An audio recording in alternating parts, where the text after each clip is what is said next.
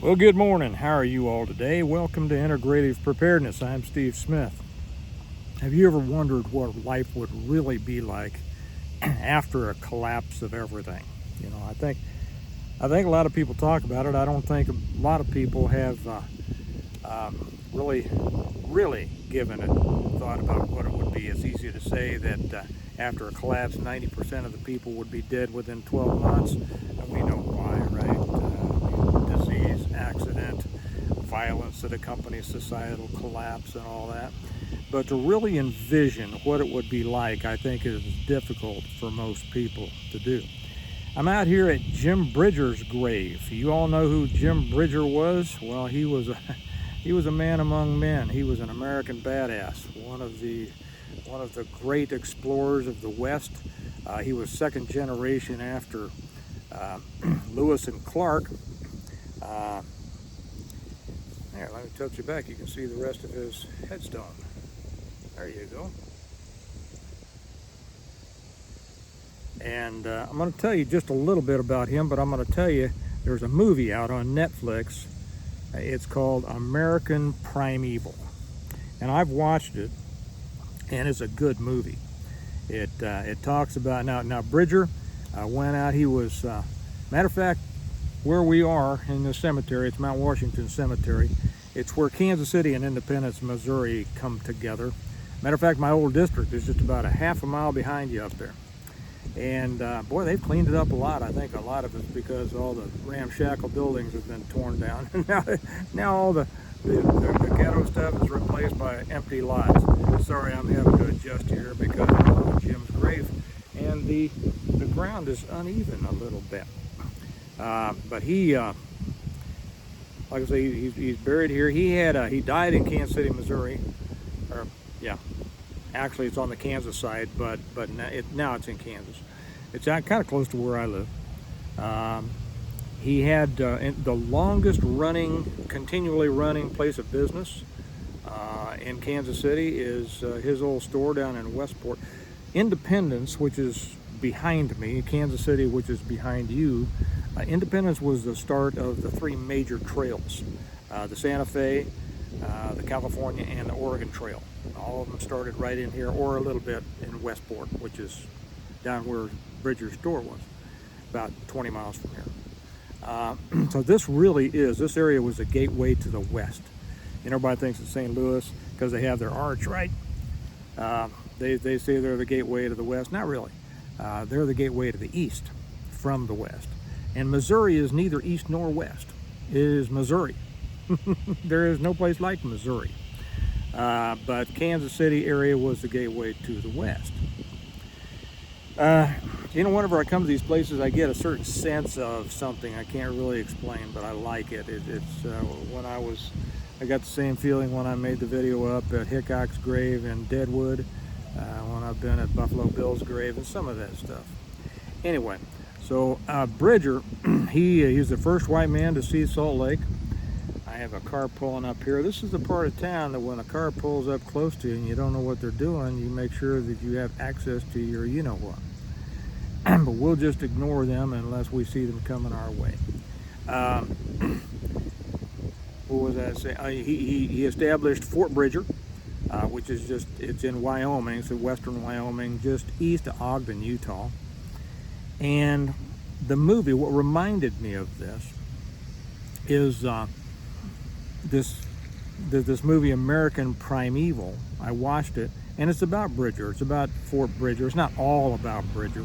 Actually, it centers around the Mormon Mountains Meadow Massacre. If you're familiar with that, are you familiar with that? Most people aren't. The Mormons don't like that story to be told. But when what was his name? I don't know, the Mormon guy that went out there after Joseph Smith. He was married to a bunch of Joseph Smith's wives too. They shared wives. What was it? Brigham Young. When Brigham Young was out there trying to establish the Mormon state in the Utah area, the Mormons wiped out settlers. And yeah, it's not a popular story for the Mormons, but they wiped out a bunch of slaughtered settlers, a lot of acts of terrorism. really, really interesting time. If you want to learn about it, watch American Primeval. But really the good thing that American Primeval does, I think, is it depicts a life that is much like what I think life would be like after a total collapse of everything. Now, like I said, people have, you know, it's easy to talk about, and everybody likes to talk about the collapse. And that's, of course, what I write my books on. But I approached it from a position of a prepared family in eastern Kansas, right around where I am. Look like it. Well, thank you, sir. If I knew that's what he looked like, I'd say that's what he looked like. You have a good one. Guy just said he thought I looked like. Did you hear him? He says, "You look like him." I said, "Thank you." He says, "If I didn't know what he looked like, I'd say he looked like you, something like it." What a nice guy. You meet the best people in graveyards, right? So, as you can tell, people around here know who Jim Bridger was. But, you know, I approached it from a position of a prepared family in my part of Kansas. And that's one way it would go. That's the way it would go for prepared people, in my opinion. And I do everything that I can to prepare for that to be exactly right, if it happens, right? Are you getting... What's going on here? My screen just got a little darker. Hope you all can still see me. Is it because of the way the camera is angled? I don't know. But anyway, get you on a tilt again, don't I? So, but this American Primeval, I think, depicts life, the violence, just the hardscrabble, the horrors of life. This is back in the 1840s, you know, on the very frontier. It's about slaughter, it's about slavery, it's about all the things that I really think would happen. The immediate justice, kind of like I do in my books. There's a scene in the first episode, I think, of American Primeval, where two guys are arguing at Fort Bridger. Bridger's right there, and a guy who's kind of crazy pulls a gun and he shoots the other guy right in the chest, kills him, right? That stuff's gonna happen. That stuff happens now. And just imagine how much more it's gonna happen when there's no fear of law enforcement. And not that there's a lot of fear of our justice system now, but, but shoots him. Bridger looks at it, says, "Bury him, string him up."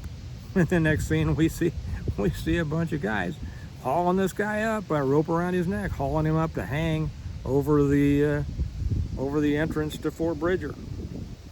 Whoops, there you go. Breeze caught you, but I got you. So, you know, when you envision things, it helps you prepare. I think if you don't really try to envision things, and I don't think most people do. I think most people stay on the surface.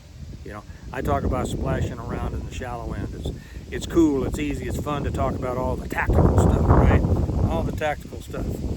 And but people don't want to go in the deep end. They don't want to see too far beneath the surface.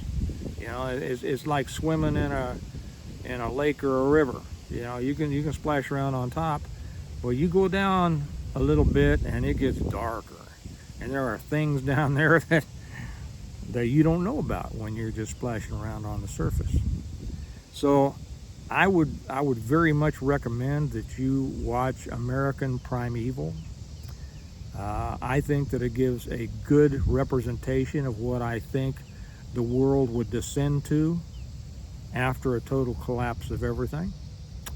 And that's about that. The more you can understand, the more you can envision something, I think it will help you to adequately prepare for it. Okay? All right. Well, you all have a good day. Remember that we prepare well today in order to live well tomorrow. And I'm going to head back home and do some more stuff. You have a good one. I'll talk to you later. Bye-bye.